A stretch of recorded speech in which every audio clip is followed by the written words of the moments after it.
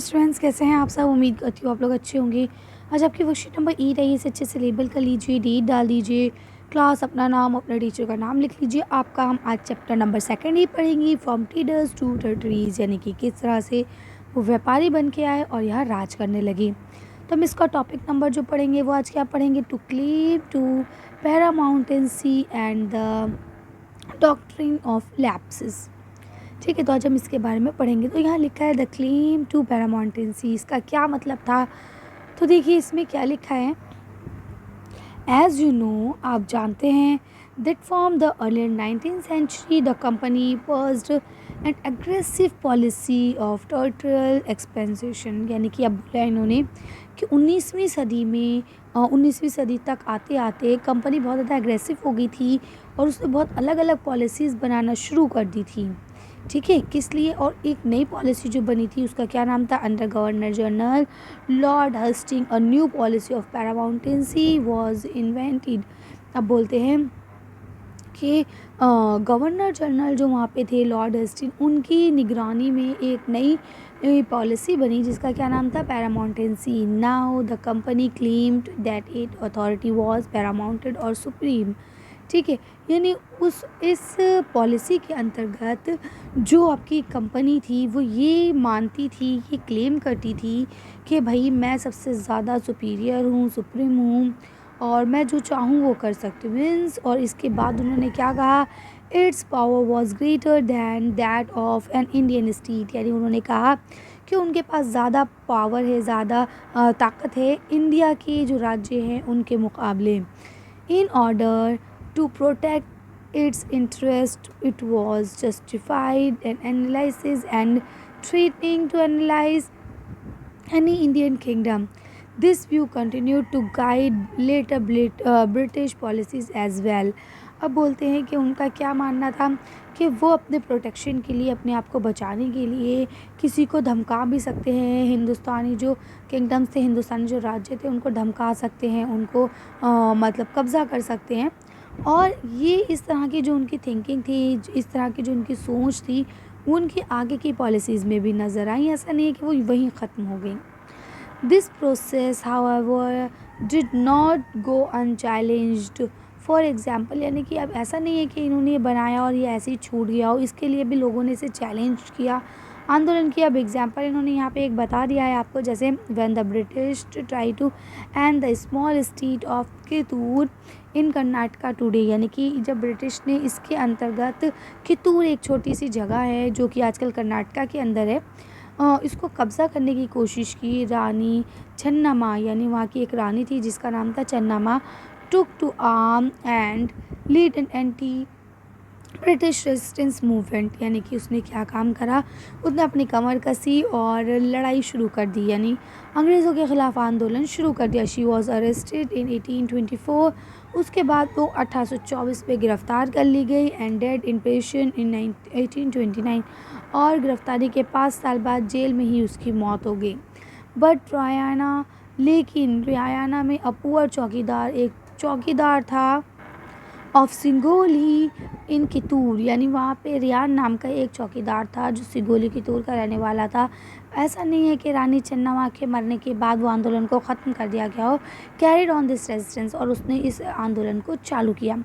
With popular support he destroyed many British company and records, यानी कि आप क्या बोलते हैं कि लोगों ने उसका सपोर्ट करा और बहुत सारे ब्रिटिश कैंप्स को और रिकॉर्ड्स को डिस्ट्रॉय कर दिया गया। He was caught and hanged by the British in 1830, यानी फिर ब्रिटिश का तो आप सब जानते हैं कि क्या हाल था। या तो पहले तो धमकाती थी, ठीक है, अगर नहीं माने तो क्या करती थी, मार देती थी। आप सब जानते हैं। देखिए अब उनको क्या करा, क्योंकि वहाँ पे आप लोगों ने वो मूवी का डायलॉग सुना है ना कि यहाँ पे क्या जज भी हमें, गवाह भी हमें और वकील भी हमें। याद है वो कोई एक पता नहीं कौन से मूवी का डायलॉग है, वही अंग्रेज़ों के साथ था। वहाँ पे जज भी वही थे, मुजरिम भी वही थे, गवाह भी वही थे, सबूत भी वही थे, सब कुछ वही थे। कोई उनका कुछ नहीं कर पाता था। अगर कोई उनके ख़िलाफ़ आवाज़ उठाने की कोशिश करता भी था तो क्या कर दिया जाता था, या उसे जेल में डाल दिया जाता था और वो जेल में ही पड़े पड़े मर जाता था, या फिर उसको सबके सामने पकड़ के फांसी पे लटका दिया जाता था। और ऐसे बहुत सारे हमारे फ्रीडम फाइटर्स हैं जिन्हें आप लोग जानते हैं, जिन्हें या तो फिर फांसी पे लटका दिया गया, या उन्हें सरेआम गोली मार दी गई, या उनको तोप से उड़ा दिया गया, है ना। तो ये अंग्रेज़ों का एक मतलब एक कहते हैं ना आम चलन था, जो उनके ख़िलाफ़ जाता था वो उसको मरवा देते थे। There were several other cases of action, इसी तरह के बहुत सारे केसेस हैं जो हम निकाल सकते हैं, देख सकते हैं। खैर आगे बताते हैं। इन द लेट 1830 यानी 1830 के आते आते east India company become worried about the influence of Russia. Russia की जो सत्ता, जो प्रभुसत्ता, जो ताकत बढ़ रही थी, उसको देखते हुए 1830 में अंग्रेज़ जो हैं, जो ब्रिटिश कंपनी थी, वो घबराने लगी, वो टेंशन में हो गई, प्रेशराइज्ड हो गई। उनका मानना ये था, वो ये सोच रहे थे, its image the Russia might expand across Asia and enter India from the north west। उन्हें लग रहा था कहीं ऐसा ना हो रशिया पूरे एशिया पे हमला करके उसे कब्ज़ा कर ले और कहीं हिंदुस्तान भी नॉर्थ वेस्ट की तरफ से आने लगे और हमारे हिंदुस्तान पे भी कब्ज़ा कर ले। ठीक है, बाय दिस फियर, और इसी डर के चलते the British now want to secure their control over the north west, और इसी डर के चलते हुए उन्होंने अपना कंट्रोल मजबूत करने की कोशिश करी, कहाँ, नॉर्थ वेस्ट में। और उसके चलते उन्होंने क्या कहा, they took over Afghanistan in 1842, Sindh 1843 and Punjab 1849। और इसके बाद उन्होंने अफ़गानिस्तान को 1842 में, सिंध को 1843 में और पंजाब को 1849 में अपने कब्ज़े में ले लिया। यहाँ तक समझ में आ गया? उम्मीद करती हूँ आपको यहाँ तक वर्षीय अच्छे से समझ में आ गई होगी। कुछ नहीं है, मतलब सिर्फ कि अंग्रेज़ों ने, देखिए ये अगर मैं आपको बताऊँ, पहले हमारा भारत बटा हुआ नहीं था, ठीक है। तो अगर आप यूँ लेके चले, मुझे मैप बनाना तो नहीं आता है, बहुत बुरा है मेरा, ठीक है। अगर आप ऐसे करें, ये नीचे अब आपका वी बनेगा। तो अंग्रेज़ों ने जो ये आपका कलकत्ता, मद्रास, ये वाला ये कब्ज़ा किया था, ठीक है। और उन्हें डर था कि कहीं इस तरफ से ये जो एरिया, यहाँ से ना आ जाए रूस की फ़ौज। तो उन्होंने यहाँ इसका कब्ज़ा करने के बाद यहाँ पे इन्होंने हमला बोल दिया था, ठीक है। और उस ज़माने में अफ़गानिस्तान, पाकिस्तान, ये सब हमारा ही हिस्सा हुआ करते थे। अब देखिए आगे क्या बोलते हैं, द डॉक्ट्राइन ऑफ लैप्स। अब ये डॉक्ट्राइन लैप्स जो थे ये क्या थे, चलिए इसको जान लेते हैं। तो देखिए लिखता है, the final wave of annexation ऑस्कर under Lord Dalhousie, who was the governor general from 1848 to 1856। अब एक नई लहर आई, एक नई वीव आई, कब, 1848 से लेके 1856 के बीच में, जो गवर्नर जनरल थे उनके अंडर में। ही डिवाइड्स अ पॉलिसी, उन्होंने एक पॉलिसी बनाई, that come to be known as the doctrine of lapse. इसको हम लोग ने डॉक्ट्रिन लैप्स के नाम से जाना। The doctrine lapse lived here. अब इस पॉलिसी में क्या था वो जानिए। इफ़ एन इंडियन रूलर, कोई एक इंडियन रूलर है, that without a male heir his kingdom would lapse, यानी कि अब बोलते हैं अगर कोई बादशाह, इंडियन बादशाह मर जाता है और उसका कोई भी उत्तराधिकारी लड़का नहीं होता है, उसका कोई बेटा नहीं होता है, तो जो भी उसकी ज़मीन है, जो उसकी जायदाद है, वो क्या कर ली जाएगी, लैप्स कर ली जाएगी। That is become part of company territory, और ये जो है पार्ट किसका बन जाएगी, कंपनी टेरिटरी का बन जाएगी। One kingdom after another was accessible by applying this doctrine, यानी कि ऐसा नहीं है कि ये कामयाब नहीं हुआ, उन्होंने एक के बाद एक कई जो राज्य थे वो अपने कब्ज़े में लिए इसी डॉक्ट्रिन लैप्स के थ्रू। जैसे यह 1848 में सतारा को अपने अंदर कर लिया, संबलपुर 1850 में, उदयपुर 1852 में, नागपुर 1853 में और झांसी 1854 में। इस तरह से इन्होंने ये सारी चीज़ें अपने अंतर्गत कर ली। उसके बाद देखिए यहाँ आपको बताते हैं, फाइनली इन 1856 और लास्ट में आते 1856 में, the company also took over Awadh, और उसके बाद कंपनी ने अवध पे भी कब्ज़ा कर लिया। अवध लखनऊ को कहा जाता था, ठीक है। This time the British had an added argument, और उस टाइम पे ब्रिटिश ने आर्गूमेंट क्या दिया था। अच्छा देखिए, ठीक है वो ज़ोर ज़बरदस्ती करते थे, लेकिन ऐसा नहीं है कि वो हर बार ज़ोर ज़बरदस्ती करते थे, वो बेचारे बहुत अच्छे थे। वो जो काम करते थे ना उसके पीछे अपना तर्क देते थे कि भाई देखो मैं ये कर रहा हूँ तो ये ऐसा कर रहा हूँ, समझे, झूठा सच्चा कैसा भी दे देते थे। अब देखिए यहाँ इन्होंने अवध को कब्ज़ा करने से पहले क्या तर्क दिया, उन्होंने तर्क दिया that they were obedient by duty, हम अपने जो ड्यूटी है उसके प्रति वफादार हैं, और to take Awadh in order to free the people of from the misgovernance of the नवाब।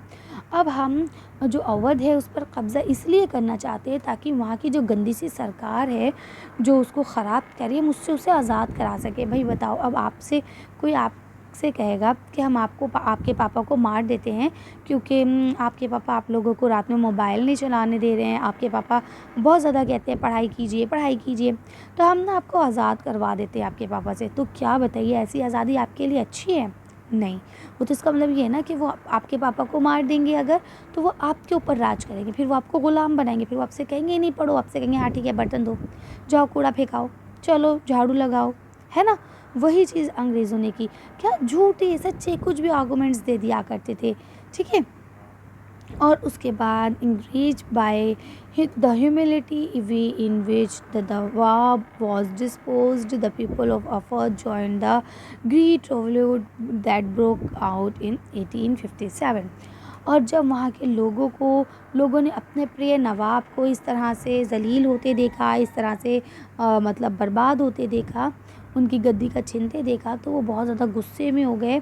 और उसके बाद 1857 में जो युद्ध हुआ हमारे हिंदुस्तान को आज़ाद करने का, उसमें उन्होंने बढ़ चढ़ के हिस्सा लिया।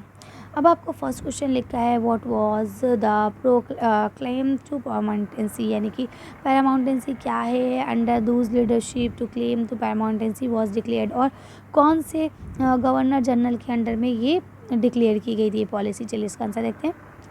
तो आप यहाँ से लिख सकते हैं कि जो आपके लॉर्ड गवर्नर जनरल हेस्टिंग थे उनके अंडर में ये चलाई गई थी। और इस पॉलिसी में जो कल क्लेम करते थे, पॉलिसी ये थी कि भाई सबसे ज़्यादा ताकतवर, सबसे ज़्यादा सुप्रीम हम हैं और इंडियन स्टेट जो है वो बिल्कुल जाहिल गवार है, उनका कुछ नहीं हो सकता। समझ रहे हैं, वो ये मानते थे। चलिए अगला क्वेश्चन पढ़ते हैं।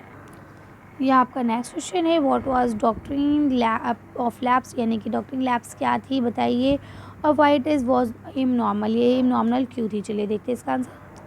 तो देखिए आप इसका आंसर यहाँ से लिखेंगे कि डॉक्ट्रिन लैब्स जो था उसमें उन्होंने बताया कि अगर कोई बादशाह मर जाता है और उसके पीछे उसकी कोई मेल संतान नहीं होती है तो वो सारी जायदाद जो है किसके हिस्से हो जाएगी, कंपनी के पास चली जाएगी, ठीक है। तो उनका मानना था कि वो उसका हिस्सा बन जाएंगे। इसके बाद ये इसलिए इमोरल था, अनैतिक था, क्योंकि किसी के ऊपर ज़बरदस्ती कुछ थोपना या कुछ उनसे ज़बरदस्ती छीनना ये कहीं पे भी नैतिक नहीं होता है ना। चलिए आगे बढ़ते हैं।